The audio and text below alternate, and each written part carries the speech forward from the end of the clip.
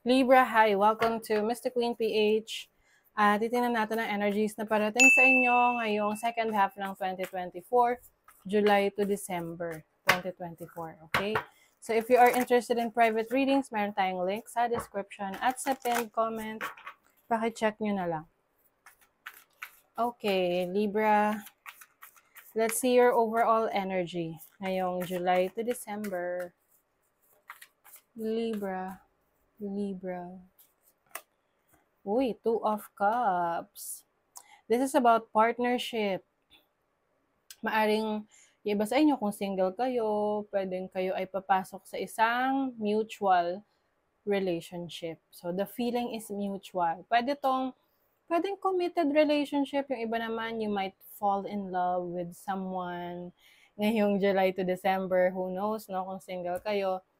But if you are already in a relationship, I think mas magiging strong yung connection mo with your person.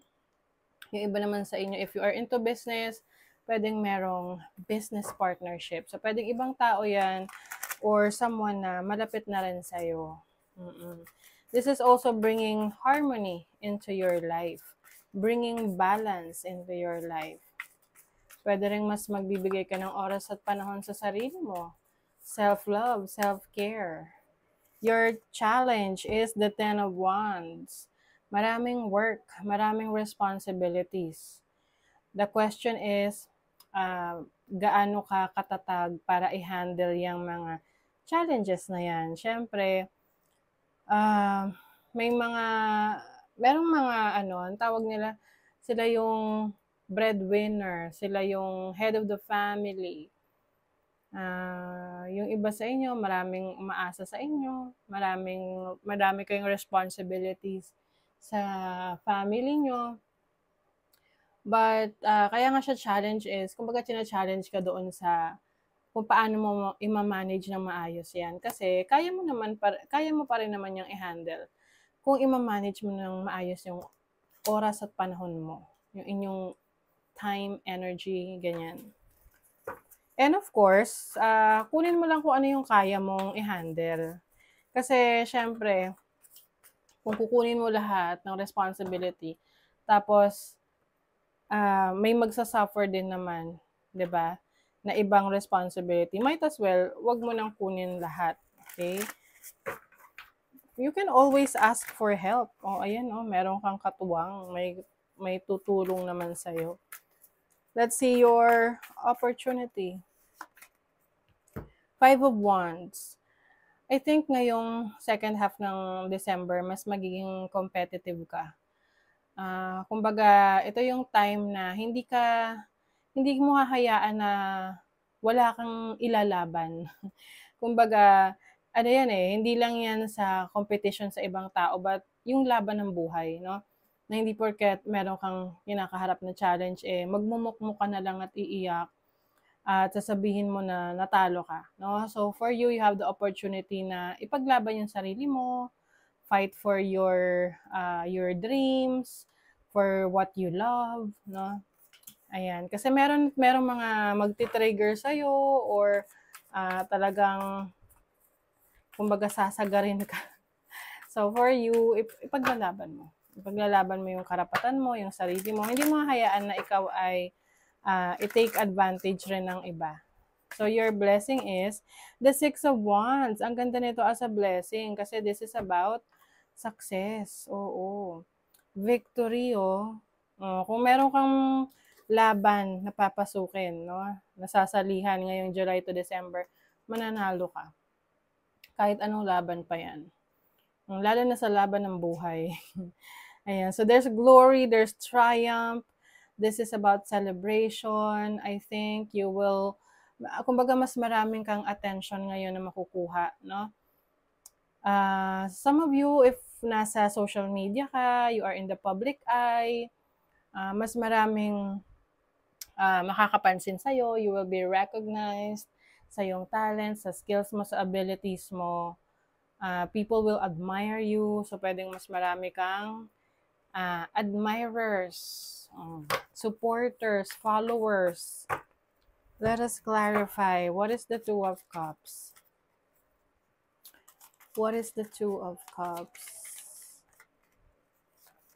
You have the Ace of Swords. Uy. Mukhang yung iba sa inyo, kung kayo'y single, meron talaga magsisimulang romantic connection. Pwedeng online or nagsimula ito sa isang magandang message or pwedeng para hindi lang message yung parang comment no about you. Sa example na nakita mo lang siya sa isang sa isang business affair o tapos business affair or business fair. Basta ganon. Na isang event na maraming tao. Tapos, this person complimented the way you speak or the way you dress up, no? Yung mga ganyan. So, let's see. What is the Ten of Wands? What is the Ten of Wands? The Father of Wands. Oy. This is strength, no? Lakas. So, kahit na marami kang challenge, maraming challenge, not actually challenge, marami kang responsibilities, kayang-kaya mong gawa ng paraan yan. Okay? With the Father of Wands. So, not to worry about it. Yun nga lang, like what I mentioned kanina, kailangan aware ka sa mga kinukuha mong responsibilities na make sure na mapanindigan mo talaga.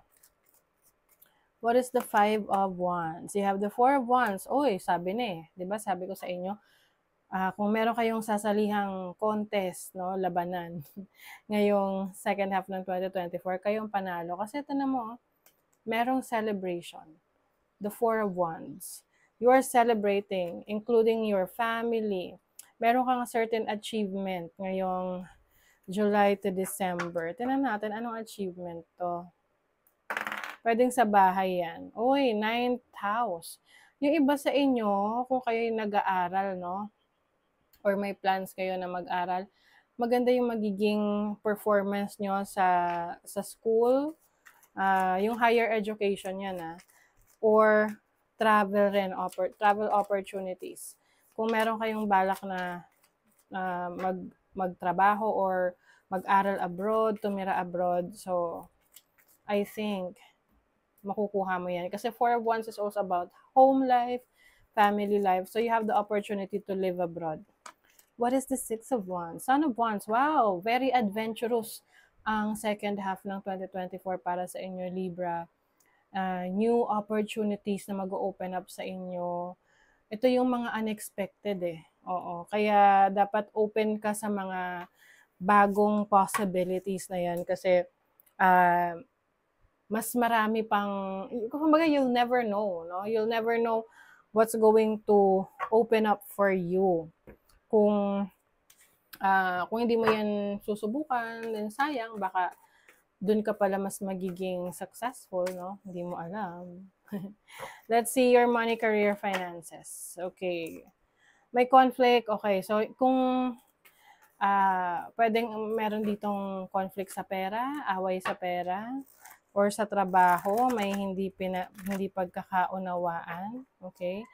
And be careful rin sa mga magiging ka-deal mo pagdating sa pera kasi pwedeng magkaroon ng away dito, lalo na sa utangan. Okay? So, some of you will also be part of a group na tutulong sa iba. Pwedeng kayo ay magdo-donate ng inyong time, energy, money to share with others. You have the Chariot. Okay, meron ditong success sa inyong career, sa inyong trabaho with the Justice card. I feel like yung mga pinagpaguran mo, yung mga sacrifices mo, magiging worth it, no? Kasi with the Justice card, this is about what you deserve. You will get what you deserve. Okay? So, yung iba sa inyo, pwedeng makareceive kayo ng incentive na travel incentive dahil naging maganda yung performance mo sa trabaho. Binigyan ka ng libreng trip to Hong Kong. O, yung mga ganun. I also see a promotion para sa inyo. So, kumbaga, parang umaarangkada yung iyong career. Let's see your love life. Uy, may secrets. Baka meron kang secret admirer. Someone or something is hidden from you. O yun na nga. Pwedeng, if you are single, meron kang secret admirer, part of the blessings, no? I also, parang ano, itong secret admirer na to, makikilala mo rin yan. Tapos, magugustuhan mo kung sino man siya. You have the Seven of Swords and the Queen of Wands. Okay. Some of you, if you are already in a relationship, medyo kumbaga mas maging vigilant ka sa mga excuses ng person mo. Lalo na kung feeling mo parang meron siyang itinatago sa'yo. Oo, kasi pwedeng malantad yan ngayong second half ng 2024. Ito namang pagtatago na to, hindi lang naman yan about a third party situation. Pwede rin may mga, halimbawa, hindi mo alam na meron binibigay na pera sa family niya, gano'n. Kumbaga, mga bagay na hindi mo alam na dapat sana alam mo dahil you are partners. Okay? You have Saturn in Cancer in the 4th house, so charity. So some of you talaga, meron kayong tutulungan ngayong second half ng 2024. May flirtation. This is Venus in Sagittarius in the 9th house. So some of you sa travel opportunities ninyo, possible na makakilala kayo ng romantic partner along the way. Okay? Just make sure na kilalanin nyo muna tong person na to before kayo mag-commit or before kayo mag-invest ng oras, panahon, effort, energy sa taong yan. Okay? Wow! There is success, Libra. Today is a really good day. You're in the flow. Problems are solved quickly and easily. Helpful people show up for you. And unexpected gifts fall into your lap. So, merong unexpected gift na darating sa inyo ngayong second half ng 2024, July to December. Wow.